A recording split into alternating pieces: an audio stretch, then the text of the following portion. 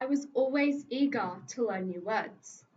My Year 1 teacher taught me that shin was another word for leg. I was walking home with my mum when I tripped over and hurt my leg. I yelled out, "Ow, my shin!"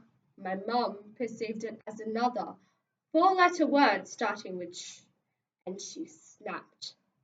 I was so scared that she'd punish me that I started bawling to the point that I was making that weird stutter cry hiccup noise. My mum questioned, "Who taught you that word?"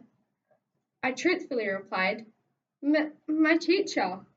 My mum started ranting about how she'd call the school and get my teacher spoken to. I tried to explain. "The teacher said shin meant leg. I'm sorry, Mummy, I'll never say it again." My mum froze. She realized her mistake. "What did you just say?" I started crying even louder this time. "You'll punish me if I say it again." I finally calmed down to say shin, and my mum apologized. This story matters to me as listening shows kids they matter and that their words are important. Listening is an essence. It is about comprehending the message, retaining the information, and responding to whom you are listening to.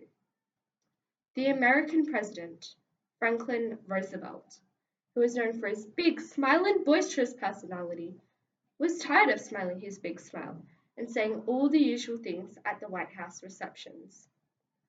One evening, he decided to find out whether people were really listening to what he was saying. So, as each person came up to him with an extended hand, he flashed his big smile and said, "I murdered my grandmother this morning." People would automatically respond with, "How lovely!" or "Continue on with your great work." No one really listened to what the president was saying, except for one foreign diplomat. When the president said, "I murdered my grandmother this morning," the diplomat responded softly, "I'm sure she had it coming to her." There is such a lack of good listening skills in this day and age that we have to pay someone a lot of money just to listen to us. The professions of counselors, psychologists, or anyone that works in therapy is skilled in the art of listening, as they are in the field of healing the human heart, mind, and spirit. I come from a separated family, and I don't have a healthy relationship with my father. In my opinion, my father never really listened to things that mattered to me as a young girl. I tried to communicate with him several times, but it would always end in vain. Guess where I ended up? Counseling. I enjoyed the sessions where I drew pictures, wrote stories, played games, and chatted with a stranger. I felt safe, and the slogan, "Stranger Danger," really didn't matter to me.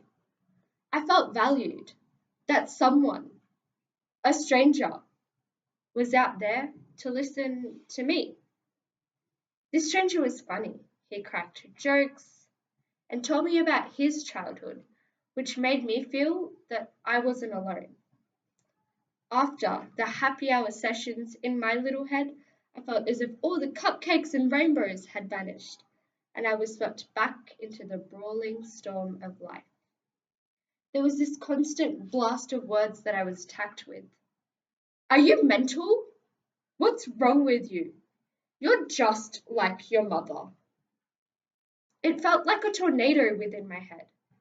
I felt as if the only people who cared for me were my mother and the counselor. They were the only people who really listened to me in my time of need. And back in those days, I really used to wish I had a genie in a lamp that would help me escape the wrath of the storm I was in with one wish. And after a year or two, the genie finally arrived in the form of a family law court judge, and my wish was granted.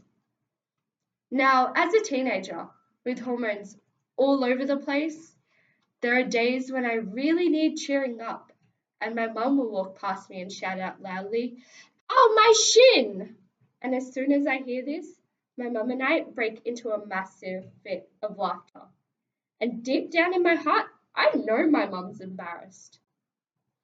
I reflect back on this story as it matters to me because listening shows kids they matter and that their words are important.